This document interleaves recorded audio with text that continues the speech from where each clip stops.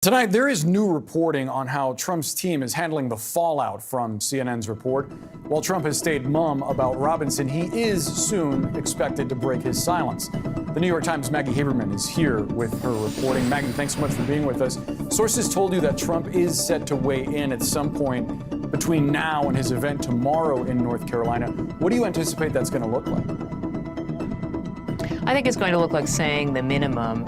What most people who have talked to him said they expect him to say is some version of, I hardly know the guy. As we know right now, Democrats are airing an ad tying Trump to Mark Robinson, and I don't know if that might make him say something different, if he would, want to condemn it or try to distance himself further and be more forceful about it. But, his team is certainly looking to put a lot of miles between Donald Trump and Mark Robinson, and had been, I should note, leading up to this, because there has been, as discussed before, this swirl of rumors around him for some time, a lot of concerns around him for some time. Trump got behind him anyway, and here we are. We know Robinson is not expected at that rally tomorrow, but he has been a frequent presence at Trump's events there. The former president has said things like this. He's been an unbelievable Lieutenant Governor, Mark Robinson. This is Martin Luther King on steroids. I think you're better than Martin Luther King. I think you are Martin Luther King times 2. Trump's team, as you noted, wants distance between him and Robinson, but Harris, as you noted, is already using that as part of her ads. What goes into the calculus over how much Trump is going to say? Like, how is that decision ultimately made? The problem with trying to come up with a calculus for what Trump is going to say is that Trump often just then goes out and says whatever he wants, or says something different, or posts at 1 a.m. on Truth Social. And so the plans can get upended by the candidate. What his advisors would like him to do is to put more distance between himself and Robinson. There are some people who thought that Trump needs to publicly disavow Robinson, and I think that's what we are watching for, to see if he does anything like that tomorrow. Saying something like, I hardly know the guy. We have heard him say that about dozens and dozens of people, controversial endorsees, controversial supporters, controversial former advisors, and so the list goes on and on. The weight of what is swirling around Mark Robinson is so much that I think it's going to be hard for Trump to just say that, but we'll see.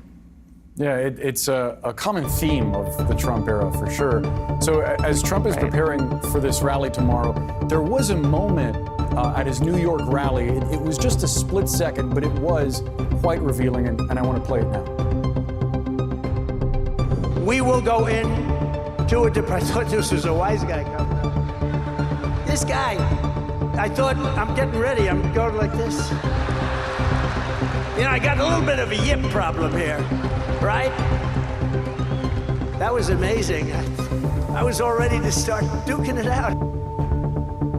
He describes it as a bit of a yip problem. He seems to flinch when he, out of the corner of his eye, sees some movement and imagines someone lunging out from the crowd.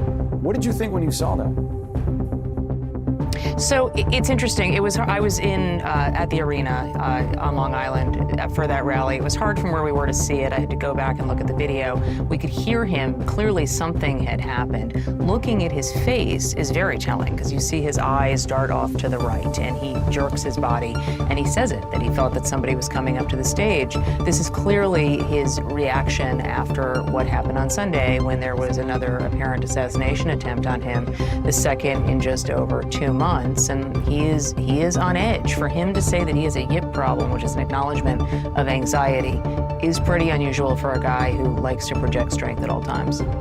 How is the assassination attempts, this continued warning from officials that Tehran is plotting something to eliminate him, how has all of that changed his views of the race and running for president, if at all? He and his campaign feel very under siege. They just feel as if they are under attack all the time in one way or another, and for a variety of reasons. There are physical threats, there are internet threats, there is a number of threats, and it's coming from various places. There's the Iranian ones that you mentioned, but there's the one shooter in Butler, Pennsylvania, and there's the alleged gunman in Florida. And so far, there's no reason to believe that those have ties to anybody. Those are just people who were sort of, activated on their own and went out to find him. And so for all of those reasons, it is clearly impacting, how they are operating day to day, and it is with some strain. Maggie Haberman, always great to have you on. Thanks for joining us. Thanks, Boris.